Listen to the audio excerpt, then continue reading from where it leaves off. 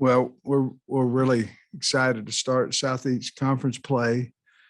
Have a lot of respect for Texas A&M, and I have for a long time. Got some friends of mine down there on the coaching staff and recruiting staff, and have great respect for Coach Fisher and what he's done since he's been there. And of course, they've won 9 games straight, and just smothering defense.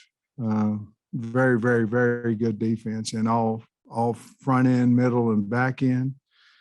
Their offense is loaded with skill players. Certainly, everybody knows about Spiller, but they have a lot of talent, and we're excited to go down to Dallas to play this game, and hopefully we can get healthy and be able to go down there and put a good showing on. Coach, this is a series that Arkansas has actually traditionally kind of dominated, except for these last 9 have been all Texas A&M. Is that something that you bring up with the team, or you just gloss over that and just look ahead? Well, I think we'll talk about that.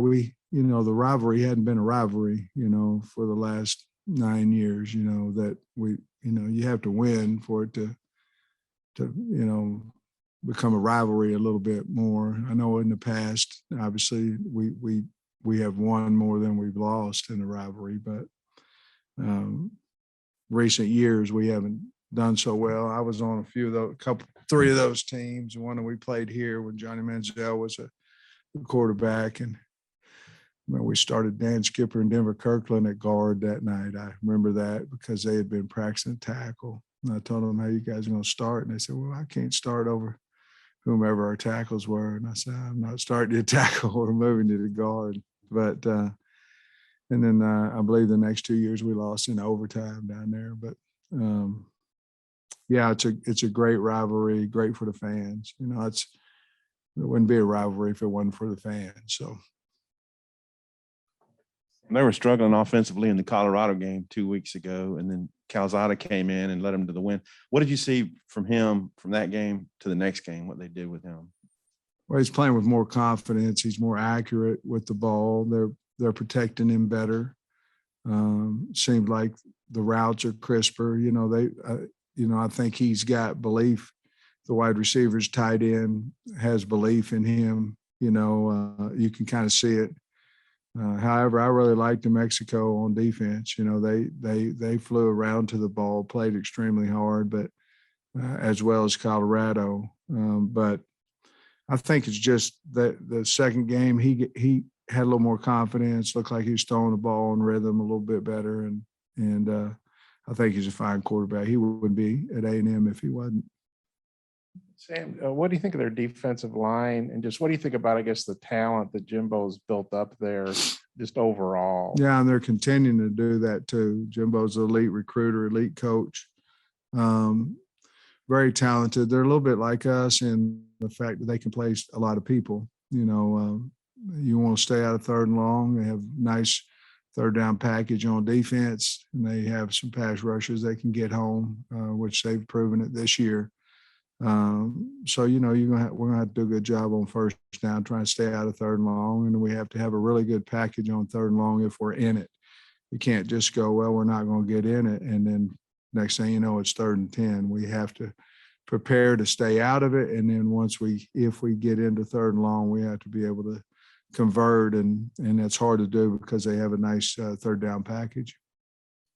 Coach, I've seen some Arkansas games the momentum shift on kickoff returns. How much has Vito meant to you guys this year? He's unbelievable. I mean, he's not on scholarship. I've certainly talked to him about that and things. We can retro it back if we decide to go that route.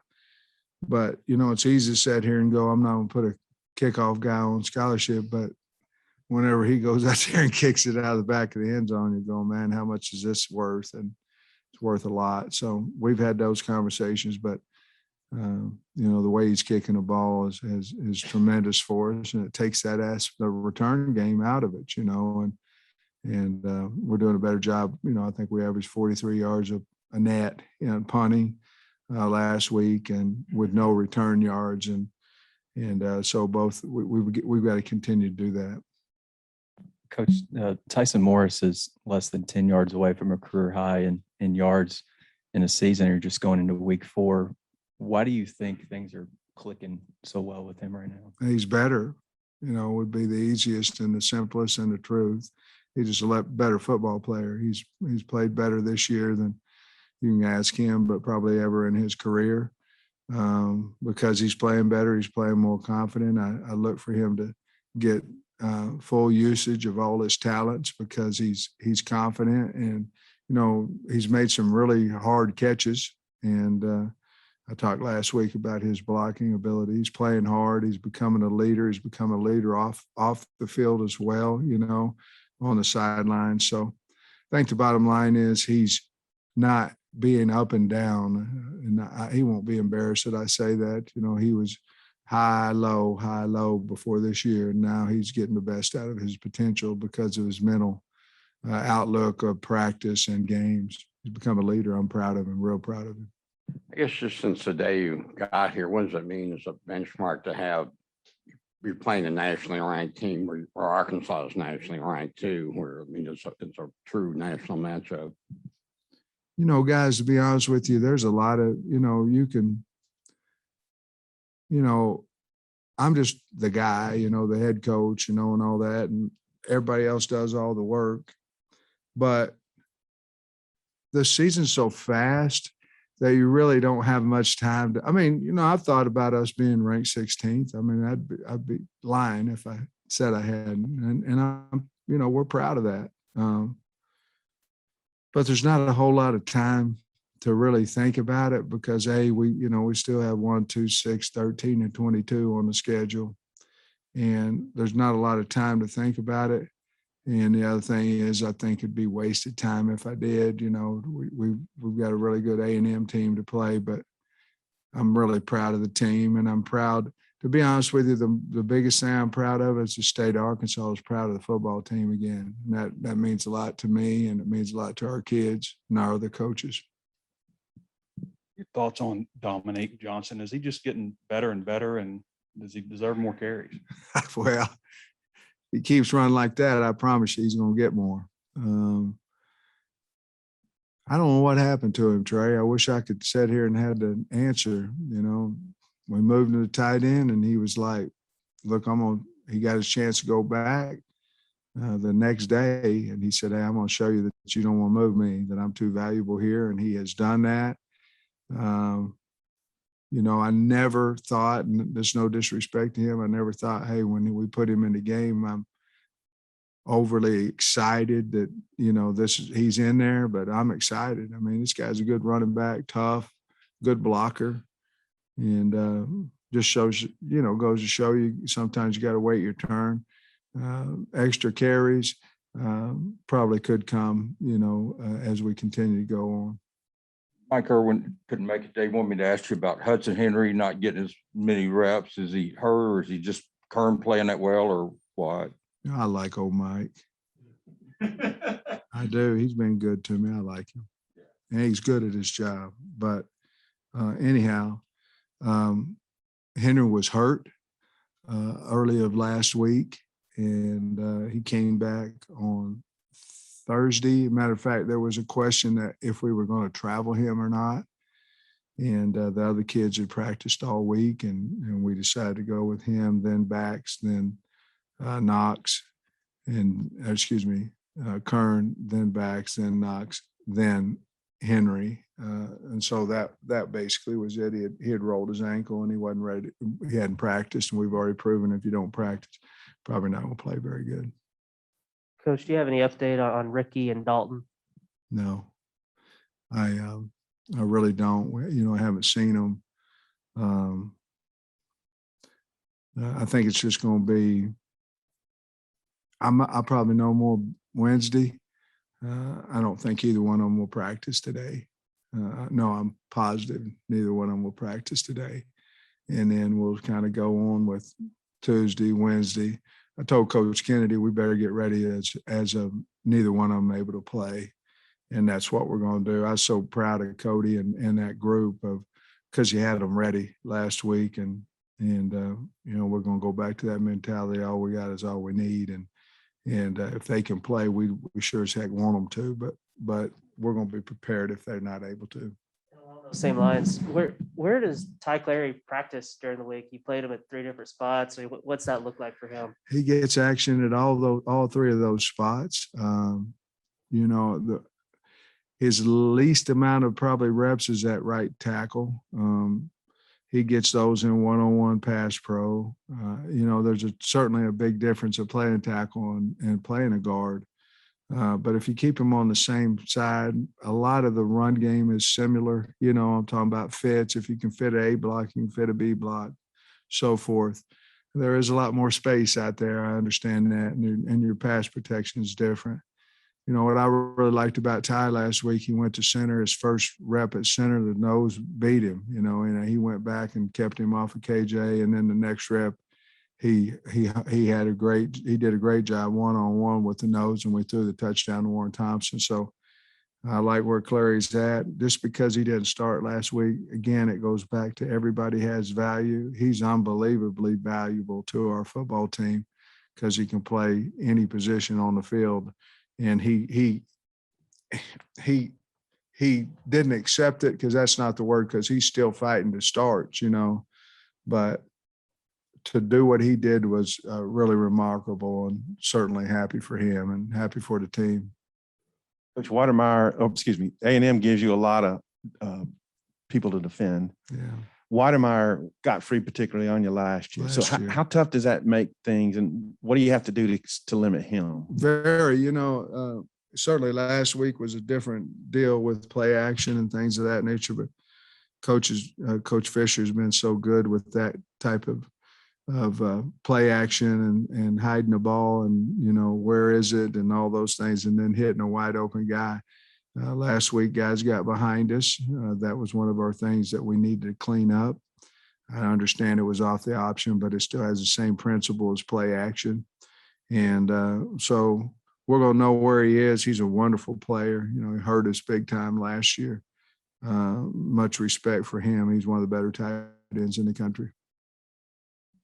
Hey, Sam, I think after Rick came out for most of the second half, Myron was the only guy who was at the spot that he'd started the game at until you started substituting because you wanted to substitute late. Yeah. And what does that say about the versatility? And if that's the group you have to go with, how good is it that, you know, on Saturday, how good is it to have this week to have those guys mesh? Yeah, I would think you know, I'm not speaking for Coach Fisher, but you know, the more game time the quarterback gets, you know, the better off he's going to be. And that's the same way with last week. If we're going to have to go with the same line that we did last week, with them getting in there and getting at least a half of football together, is going to be big for us, as well as this week of practice. But you guys know, and I know that, you know, prepare for practice, but the speed of the game and all those type things, even though we go good on good, it certainly changes on a Saturday afternoon. So I thought it was good to see them against some good players on last Saturday in Georgia Southern, because Georgia Southern had some good D linemen. You mentioned you had some. Oh, go ahead, George. You mentioned you had some connections with some guys on the staff at Texas A&M. Who I was curious who those were. Marshall Malkow is a recruiting coordinator, and he was with us at Georgia. And James Coley is their tight end coach, and he was our offensive coordinator when we were at Georgia. Both very dear friends of mine, great people. So looking forward to seeing them. Coach, a quarter through the season, what have you learned about your team, and has anything surprised you? Well, I don't know that I didn't think that our team would play extremely hard, you know, but they're playing hard. Anytime you bring some guys in from the graduate transfer portal, you worry about how they gel, and they've, you know, it's a team, and they've really gelled to get well. And then, you know, I was concerned about our special teams going into the season, and we didn't play well the first game, but I felt like the last two games we played much better, and so I guess you can throw KJ in there too. wondering how he's going to be, who's going to be the starter, all that kind of stuff. But I like what's going on at quarterback, and I like that Hornsby's getting some reps in there as well to help us down the line. Hey, Sam, obviously you guys had to go to A&M last year. Now it's back in a neutral site. How do you feel about that? And I know there's obviously still years left on the contract. Jerry Jones obviously is a huge booster and it means a lot to this program. How do you feel about having to go to A&M and then you don't get them in favor? Yeah, I don't feel great about it, to be honest with you. I mean, I get the situation, I understand last year. But, going over there and then going neutral, to me, go over there, but we're in a contract. I understand that, if you really look at our situation over the next 5 games, we have 3 home games and we play in this stadium once, in the next 5 games. And, I believe that if we're in this stadium, we're hard to beat because of our fans. And so, listen, everybody else think Coach throwing out excuses. No, I'm not. We ain't played a game yet. I feel very confident we can go in and play well at Dallas Cowboy Stadium. I do. But would I rather have them in here? Yes. Well, I think I read this or heard it or something, but didn't Jimbo try to hire you when he went to A&M and you were at Georgia? Is that right? Or am I Well, missed? you'd have to ask him, I don't know. I mean, I don't know. You ask him. You know, he tried to hire you, didn't you? Well, if I wanted to tell you, I would, but I don't. The series is trying to ask you about the series, but the 2014 game in particular, how does that one sit with you? Because I think of all of them during this time, that one might have been the most frustrating. I'm not positive. I think if we don't get the penalty, I think it's a 3-score game at that point, and it's not late, but it's later. I'm not positive. If it's not in the 3rd or maybe early 4th. And I think at that point, if we would have scored from the 1, I think J-Dub ran it down to the 1, it would have made it very difficult. And then they came back and they beat us. I mean, there's nothing to be said about it. Other than they beat us. But yeah, that was a tough one to swallow that day. We had played pretty good up front, if I recall, but that's one of the 9 in a row, that they've kept that trophy and own the Razorbacks, and it's going to be hard to go get the trophy now. I'm telling you, they've got they're ranked 6 or 7, depending on what poll, for a reason, and but we'll do our best to get prepared and go down there and see what happens. Coach, I'm curious what you've thought of Traylon Smith's play through 3 weeks, and how's he done kind of as the leader in that tailback? I think he's playing extremely hard. He's playing beat up. He's had some different injuries, toe, some other things. He's had some different injuries, but I don't think he's been healthy yet. He is an inspiring guy in that room and on our team, and we need him to, get healthy. We need him to be a strong leader on our football team. And that's what he's doing. But he's just been a little beat up this year. He's played well. He's just been a little beat up. Coach, you made a point after the game to mention you were glad to see Slusher get out there. Is he just now getting kind of healthy, and is he a guy that can maybe see his role expand as the season goes on? I think Miles Slusher can be almost as good as anybody we have, on defense, and I do. He just has been injured. I mean, he's not playing right now on even any special teams because he's been injured, and this guy's got a lot of value for us. I just hoping that he can get healthy, stay healthy. He's healthy now, stay healthy. Because last year it was a high ankle, and then, this year it's some type of ham, quad, whatever it may be. And if he can get healthy, he's a really good football player, and I think all of you will see that.